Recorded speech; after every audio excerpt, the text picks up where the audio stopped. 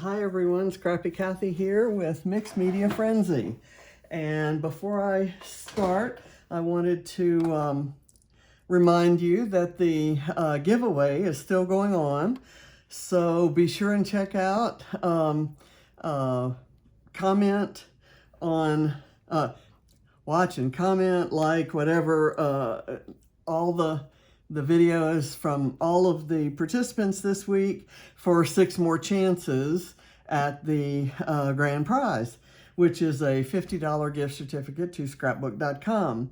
And I'll put more details of that in the description box as I did last week.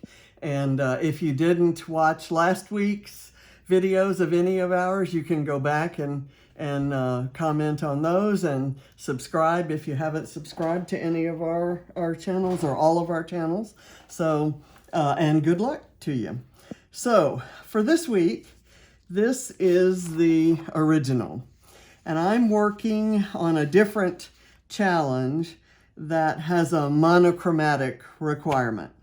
So as much as I love the pink and yellow and pink and orangey, you know, these bright warm colors here with the blue contrasting, mine's going to be kind of all blue. And I'm using 2 photos instead of this framed photo and a tag.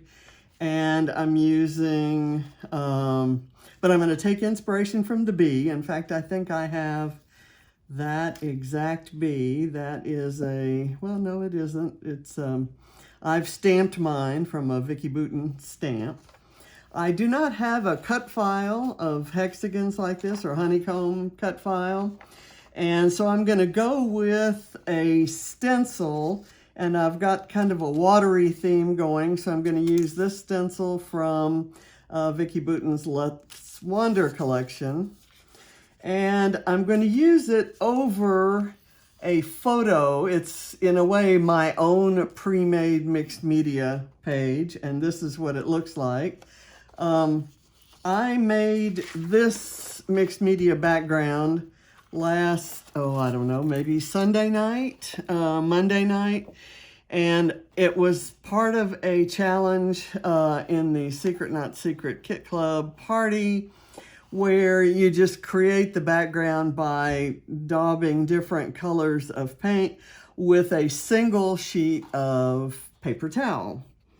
And I got all that texture. I added sequins and enamel dots and some ink splatters to it to kind of add a little texture and dimension. And but before I did all that, I took a photo of it. When I took the photo, I ran that photo through a filter that actually makes it kind of watercolory looking.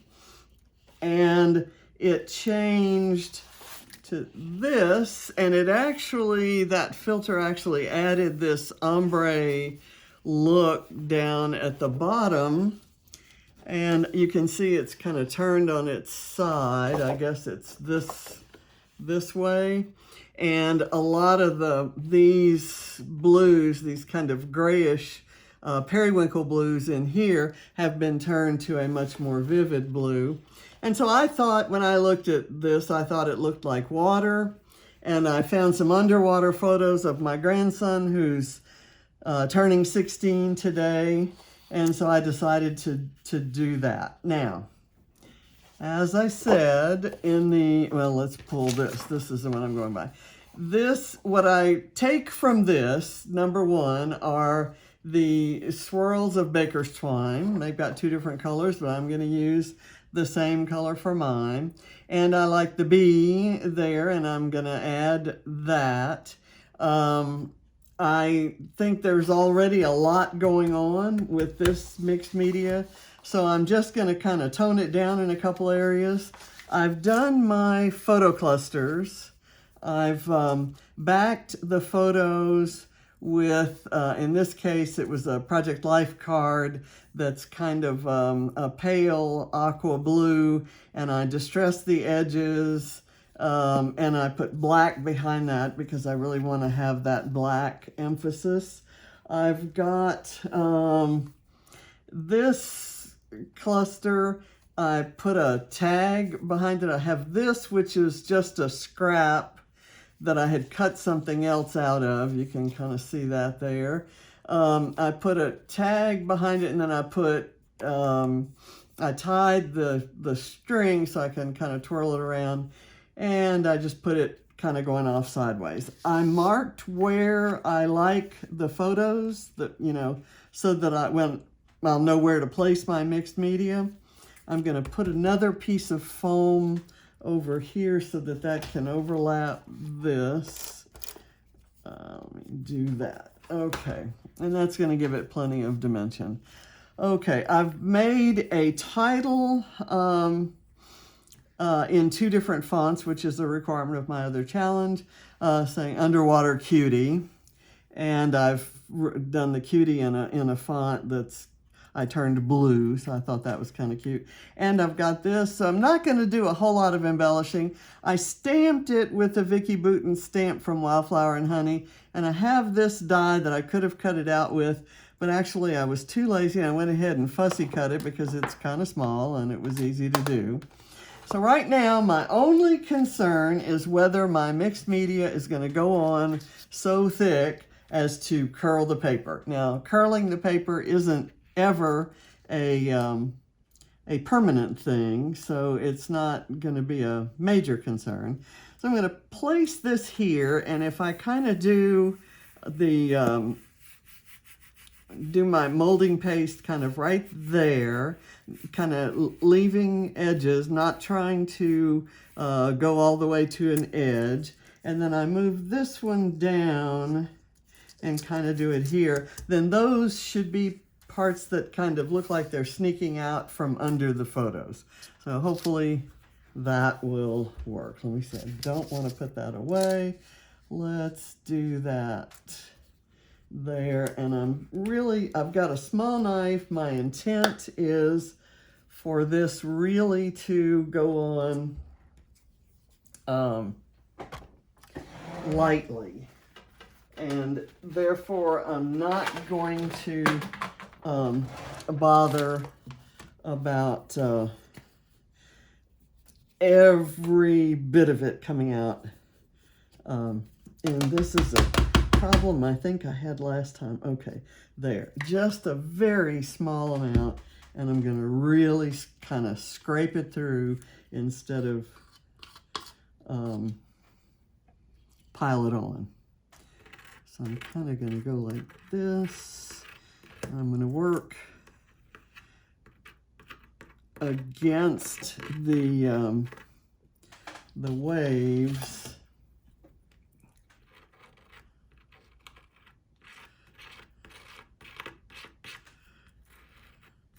Actually, maybe with the waves.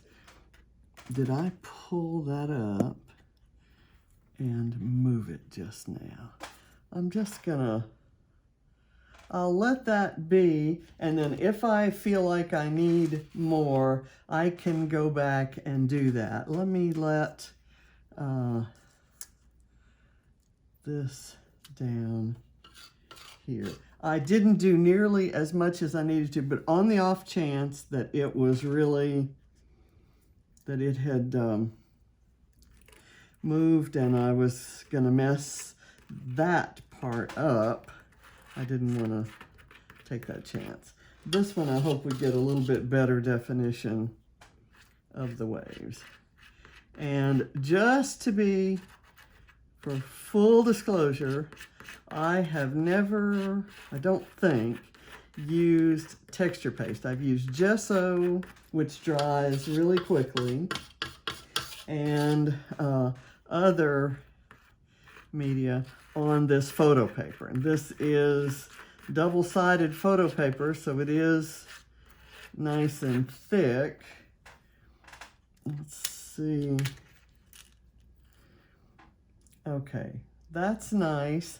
I don't like this, but maybe I can put enough sequins or something that will fix that up. John, there's a tray here with the, John? Yeah. There's a tray here with the knife and stuff. Can you take that and rinse it out in the sink, please? Okay, let me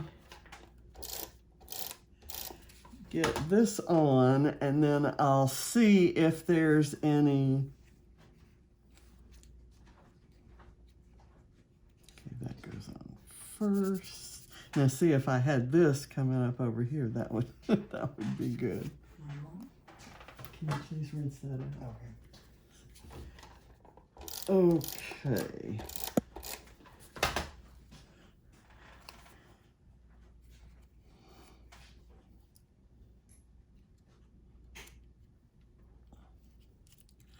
All right, I'm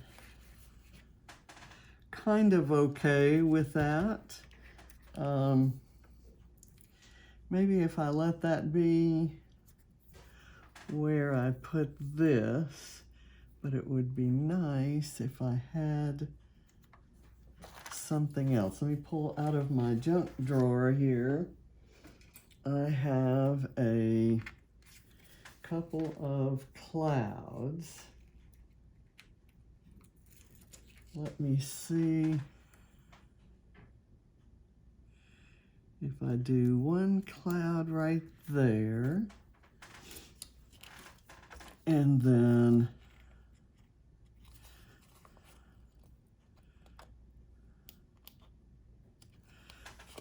I think I may even have another one, have a third one. I like to do 3, so I'm going to kind of put that at a little bit of an angle there.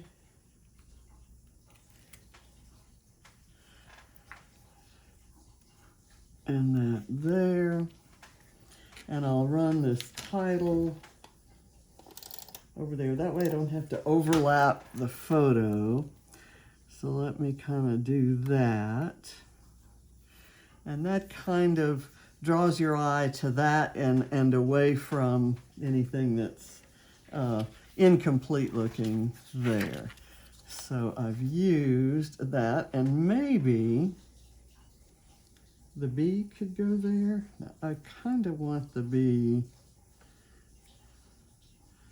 right in here, because there really isn't much other embellishment except this. Yeah, let's put the bee. It's already got some tape on it. I've got this word hey.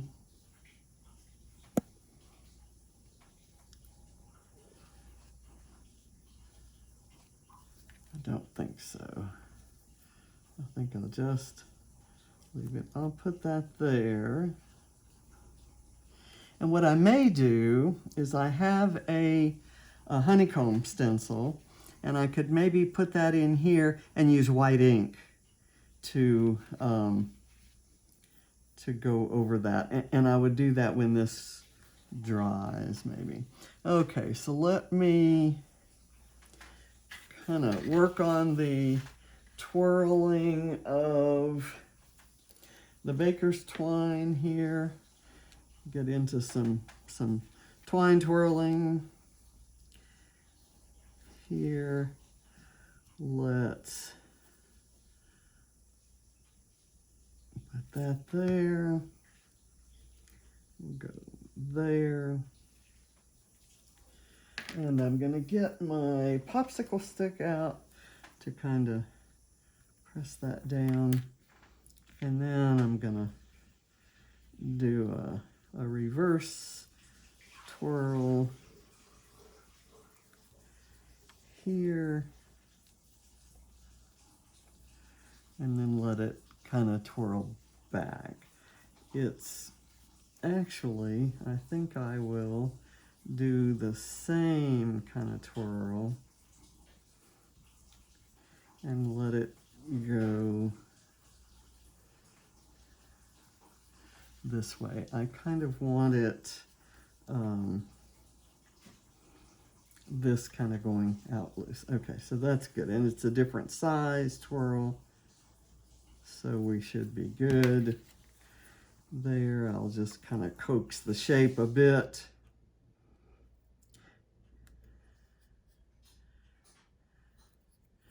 So this is something you can do. I would say if you like experimenting with mixed media backgrounds and you find one that you like, before you use it, take a good photo of it, a well-lit photo,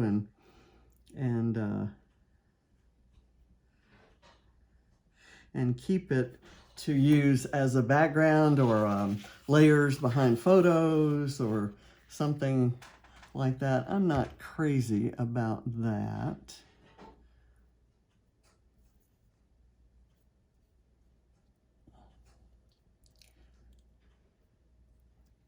Okay, I like that little rounded look better.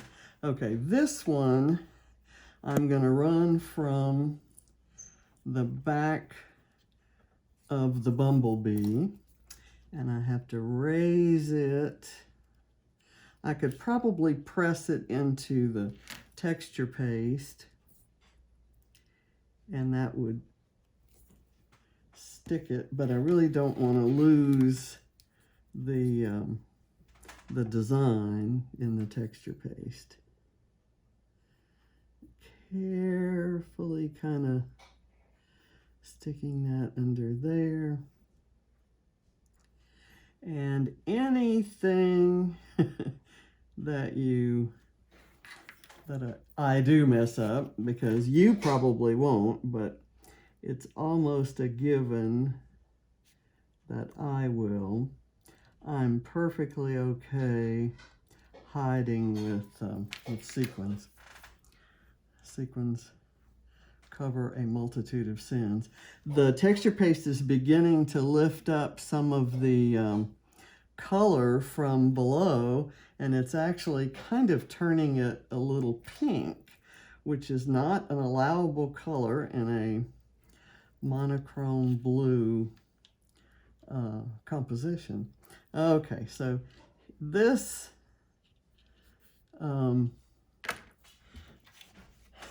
this baker's twine is from Follow Your Heart by My Mind's Eye, and it's, oh, I want to say many years old. I thought I could see a year. I'm going to say it may even be 10 years old. So it's been on that card for a really long time, and it was just the right kind of light neutral-ish blue. I'm not sure if neutral-ish is a word, but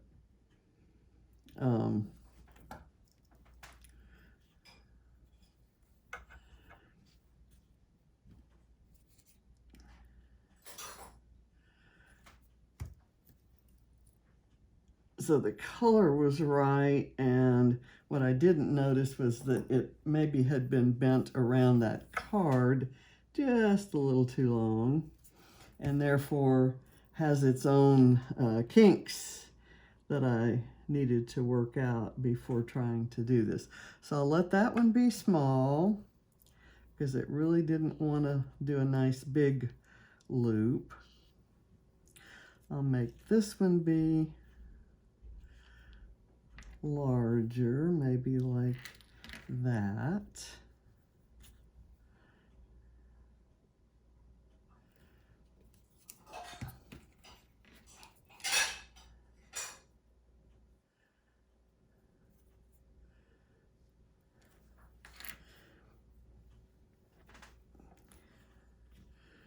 And then I'll try to get that one to go nicely that way.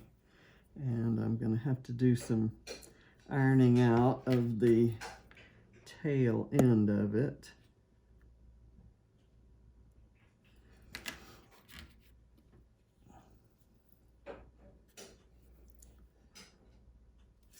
Okay. And I'm sure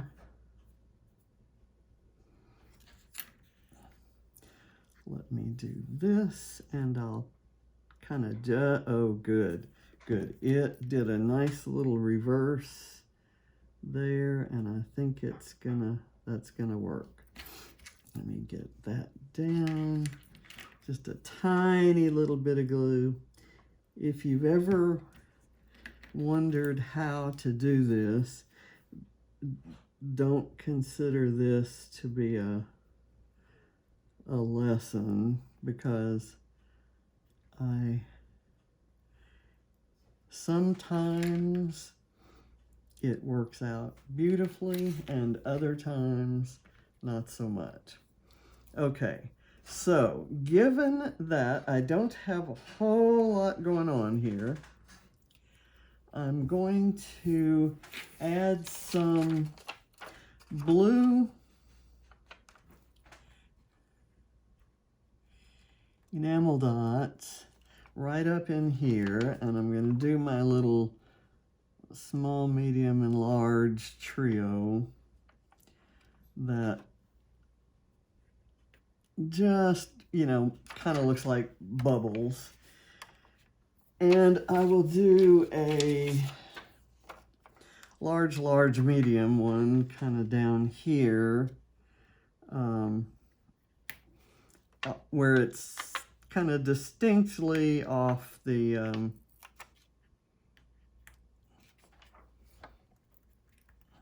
off of the blue field area. And now I'm just going to take some of the white sequins out of this mix and kind of dot them about. I think I need maybe a grouping of them there. There's this opaque white larger sequin. This is kind of a translucent oyster shell sort of look, and this one is a shimmery iridescent white. Okay, so those three are there. I'm probably going to come up here, maybe right there, and do another set of three. Kind of right in here, where I'm not really covering up anything that's blue. In other words, I want something of a white on white look. Let's see, and here's a little tiny one. Let's get one of those, another of those iridescent, let's see, here's a really tiny opaque white one, and it's on a pretty big glop of glue, so I'm gonna turn away from that. Okay, now anything else on this? I don't think I'm gonna do the, well, you know what? Let's do this now. I have this handy, and let's see if I can do this with a white pen.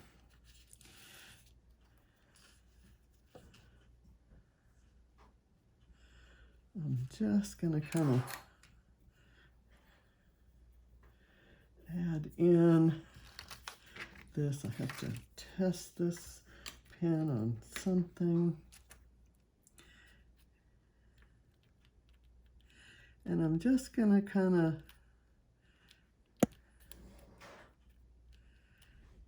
trace that and maybe do some scribbling in. Not solid, but enough so you'd notice them. And the idea is that they would look maybe hand-drawn or doodled in a way.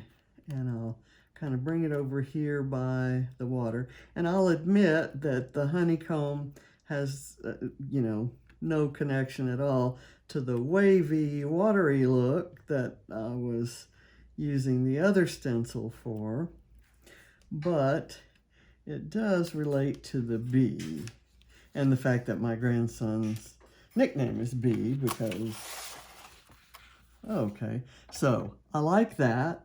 I like that a lot. And I'm going to turn the stencil over and maybe do a little down here because actually this is where the bee is. This isn't going to show as much because the area that I'm doing isn't over as much blue, but I'll try to color in there. And I won't try to do as much. Okay, you can barely see that, kind of right in there. And that's good enough to give it some added texture and interest. I'm just going to kind of scribble inside of those. I wasn't going to do all of them, but I kind of like the look of the ones that are scribbled. Okay, so first of all, I want to see if there's any resemblance at all to the original. And, you know, color-wise, no. I don't have the, I've got the ink splatters, and I've got the tag here, and the twine, and then some twine here. I've got the bee, and, you know, oh, I have a heart. Somewhere I have a heart. I know I put aside a heart, and I put a little piece of,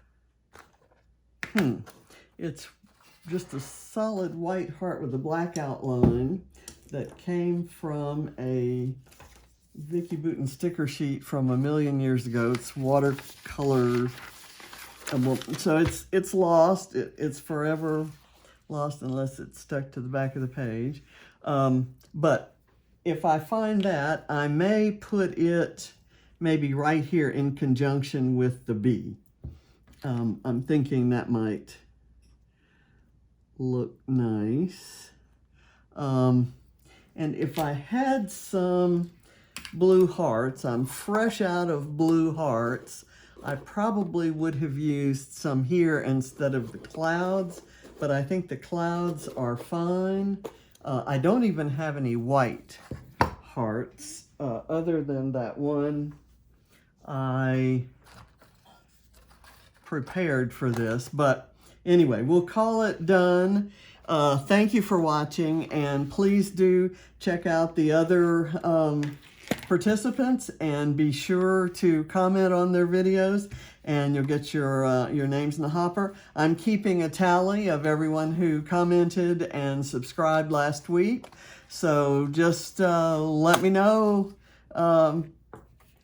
Let me know who you are, and I'll put you in the hopper, and then we'll figure out how to communicate with you. You know, how we're going to announce the winner. I don't think we've decided exactly how that's going to happen yet, but stay tuned.